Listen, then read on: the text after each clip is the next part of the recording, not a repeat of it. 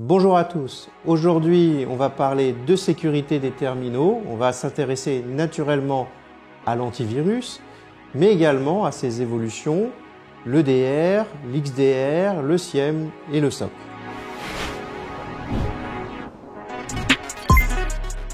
Alors bonjour Hubert, aujourd'hui on va parler d'antivirus et d'EDR, d'évolution. Est-ce que tu sais à quand remontent les premiers concepts d'antivirus ? Non, je ne sais pas. Alors, je vais te le dire, parce que je me suis un peu renseigné. C'est 1987-1988. Il y a plusieurs sociétés qui revendiquent la paternité de l'antivirus, et en particulier un chercheur et une société indonésienne qui avait développé une solution pour lutter contre un virus qui s'appelait Brain à l'époque. Voilà. Ça vient d'Indonésie. Voilà. Ça vient d'Indonésie. Quant à l'EDR, dont on va parler un peu plus tard, la première fois que le terme est utilisé, c'est par la société Gartner en 2013. Voilà, donc c'est beaucoup plus récent. Alors, est-ce que tu peux nous dire ce qu'est un antivirus, comment ça marche ? Un antivirus, c'est un outil qui sert en fait à détecter la présence d'un intrus ou d'un logiciel malveillant au sein du système d'information. Donc c'est pas un outil vraiment de prévention de l'attaque, mais plutôt de réaction dès qu'il y a une attaque qui est en train de se produire. Historiquement, les antivirus, ça servait en fait à détecter certains virus précis et à tout de suite soit les effacer ou les mettre en quarantaine, c'est-à-dire les mettre dans un répertoire où il ne peut rien se passer. En fait, ils utilisent un algorithme de hachage en fait, qui permet d'obtenir un condensat d'un fichier binaire, et ils comparent le condensat avec les condensats qui sont dans leur base de données comme étant des virus. Et s'il détecte un virus, il éradique ou il met en quarantaine. Tu sais que l'antivirus, aujourd'hui en assurance, c'est obligatoire. Pas d'antivirus, pas de garantie. Ça me paraît être aujourd'hui la moindre des choses. Un antivirus, il faut plutôt voir ça comme une caméra de sécurité plus que comme une porte blindée, j'ai envie de dire.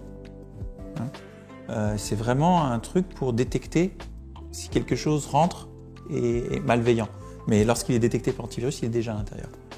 Alors, les antivirus évoluent. Maintenant, on va plus parler d'EDR, Endpoint Detection and Response, avec des fonctionnements qui sont un peu différents. Où cette fois-ci, le logiciel va pas se contenter de comparer une signature avec une base de signatures, mais va aller regarder un peu quel est le comportement d'un programme et voir s'il y a un comportement anormal pour le bloquer tout de suite et l'empêcher de faire du mal. Si je dois faire une métaphore par exemple, une métaphore très utile que j'aime bien faire, c'est on prend une boîte de nuit avec un videur. Un antivirus classique, ce serait un videur qui aurait un trombinoscope avec la photo de tous les causeurs de troubles de la ville. Et dès qu'il y en a un qui arrive, si sa tête est sur le trombinoscope, il ne rentre pas dans la boîte de nuit, sinon il rentre. Mais si un nouveau causeur de troubles arrive dans la ville, il pourra rentrer dans les boîtes de nuit, il ne sera pas repéré. Dis-moi après tout de suite. Pas à l'entrée par ce videur-là, pas par l'antivirus. Alors que l'EDR, lui, c'est plus un physionomiste qui va regarder les gens qui se présentent devant la boîte de nuit, voir s'ils sont alcoolisés, s'ils sont violents, s'ils sont seuls, s'ils sont accompagnés, comment ils sont habillés. Un certain nombre de faisceaux d'indices qui va lui permettre de dire « Ah, cette personne-là, vaut mieux pas qu'elle rentre, celle-là, elle peut rentrer, ça pose pas de problème. » Donc Hubert, si je comprends bien, un EDR, ça fonctionne sur un moteur d'intelligence artificielle. Oui, c'est ça. Il y a deux façons de fonctionner. Soit de le laisser fonctionner en autonomie et de laisser le logiciel lui-même couper dès qu'il y a quelque chose de malveillant. Et on vient lui dire ça c'est bon, ça c'est pas bon, on affine au fur et à mesure. Oui, c'est ça, tout à fait. Ça s'appelle gérer les faux positifs, c'est-à-dire quand ça coupe et que ça ne devrait pas couper. Ou alors on peut l'interfacer avec une équipe d'êtres humains, on appelle ça un SOC, Security Operations Center. Donc Hubert, un antivirus, ça se met à jour, ça on le sait, on reçoit des signatures. Et un EDR, qu'est-ce qu'on met dans un EDR ? Comment ça se met à jour ? Comment ça se maintient ? Est-ce que ça se maintient d'ailleurs ? Oui, tout à fait, ça va se maintenir un EDR. En fait, il y a les indicateurs de compromission, il faut absolument mettre les nouveaux indicateurs de compromission quand on les reçoit. Donc souvent, c'est des choses que soit l'éditeur va se charger de faire, si vous avez un antivirus, un EDR qui est autonome, qui gère tout seul. Si vous avez un SOC, ça peut être à vous de faire la démarche de récupérer auprès d'un CERT la liste des nouveaux indicateurs de compromission et les traiter vous-même. Voilà. Alors le SOC justement c'est ce centre de sécurité. On demande aux entreprises souvent en phase de souscription, est-ce que vous avez un EDR, est-ce que vous avez un SOC? Et là, on a des réponses, oui. On comprend que le SOC, c'est pas quelque chose qui est toujours pareil. Il y a des SOC internes, externes, hybrides, mutualisés. Est-ce que tu peux nous expliquer en gros Follow the Sun également, enfin, qu'est-ce que c'est que ça? Le SOC, donc pour reprendre la métaphore, le DR ou l'antivirus sont les caméras de surveillance. Et le SOC, c'est le centre de contrôle où je vais avoir tous les écrans qui vont me remonter. Bon, un peu comme un centre de surveillance classique. On peut avoir un gardien en interne dans notre entreprise qui surveille les moniteurs et qui s'assure qu'il n'y ait pas d'intrusion. Ou on peut donner ça à une société de gardiennage qui est à distance, qui surveille et qui, besoin, appelle la police, appelle l'entreprise, ce genre de choses. Dans le cadre d'un SOC, donc on peut soit l'avoir internalisé, externalisé à un prestataire. Le fait d'avoir un follow the sun, pour reprendre ton expression, follow the sun, c'est le fait d'avoir en fait en général 3 équipes, on utilise 3 en général, qui vont faire les 3-8. Mais on dit follow the sun parce qu'en fait les 3 équipes sont dans 3 zones différentes du globe, ce qui fait que pour chacune des équipes, ils ont l'impression de travailler à des heures ouvrées, mais au final, pour un point fixe au niveau du globe, on a une couverture 24/24. Ouais, souvent, on parle de l'Europe, des États-Unis et de l'Asie. Ouais, alors c'est pertinent aussi pour les grandes entreprises qui peuvent avoir des activités sur d'autres continents.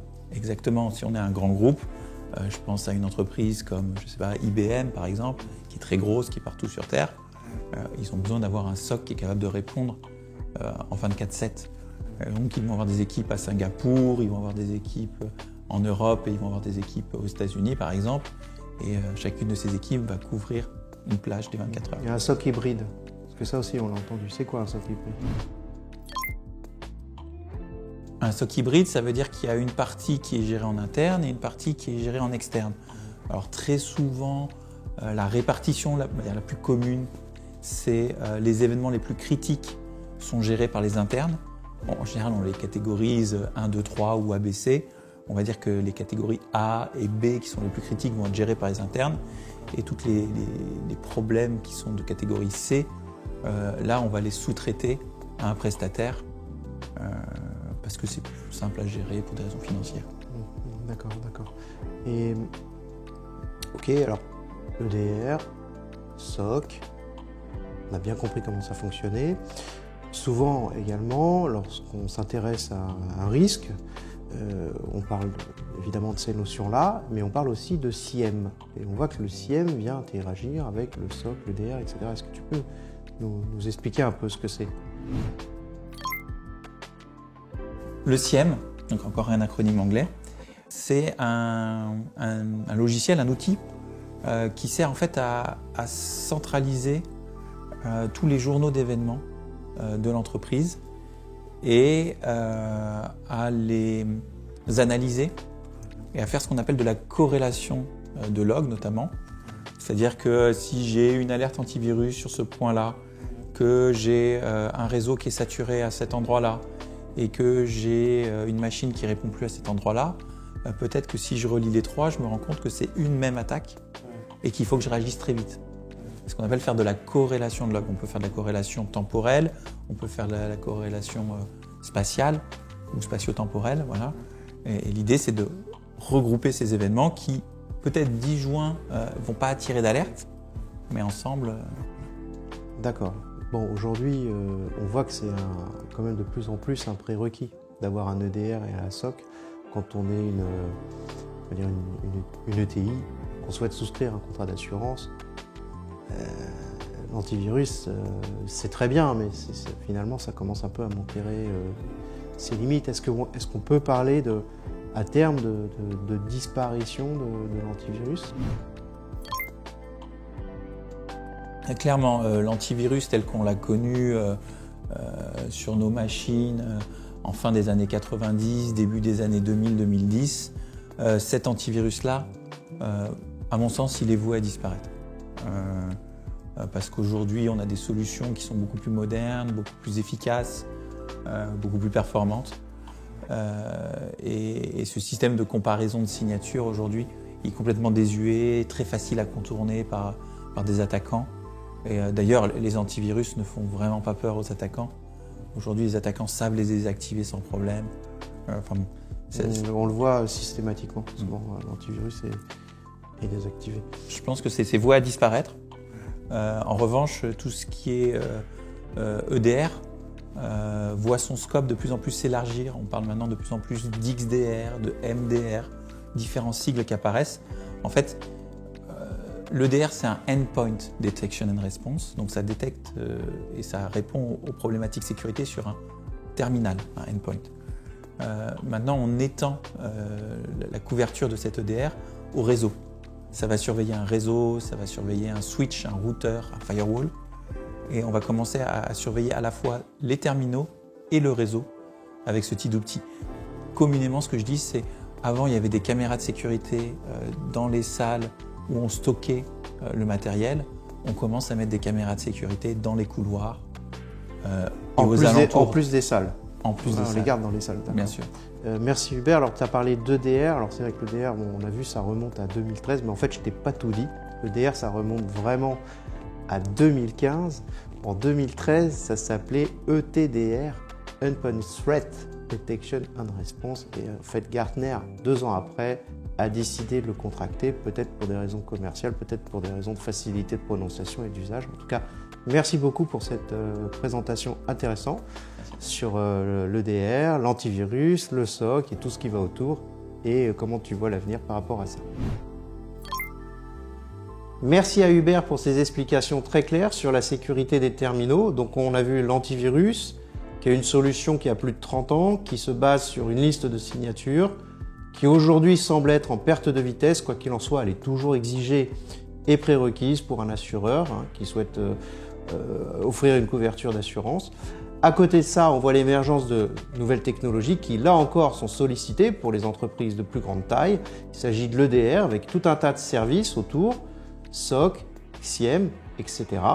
J'espère que cette présentation vous a permis de voir un peu plus clair sur l'ensemble de ces solutions. Et je vous dis à bientôt avec CNC Expertise, votre partenaire cyber.